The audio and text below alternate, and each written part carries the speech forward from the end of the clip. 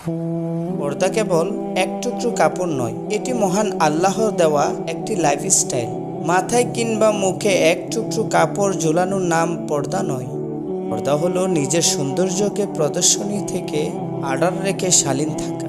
হিজাব পরে কিংবা মুখ ঢেকে নৃত্য করা নয়, নির্লজ্জের মতো টিকটক আর রিলস ভিডিও বানানো নয়, অসভ্যের মতো মুখে ইমোজি লাগিয়ে স্টোরি দেওয়া নয়, রাহাইয়ার মতো ছেলে জাস্ট ফ্রেন্ডের সাথে আড্ডা মারার নাম পর্দা পালন নয়। এগুলো আপনার রবের কাছে নিষিদ্ধ অশ্লীলতা ও পর্দাহীনতা। পর্দার সম্পর্ক কেবল এক টুকরো কাপড়ের সাথে নয়, বরং বেশভূষা, চালচলন, চিন্তাভাবনা, অনুভব, অনুভূতি, পুরো লাইফ স্টাইলের সাথে পর্দার সম্পর্ক।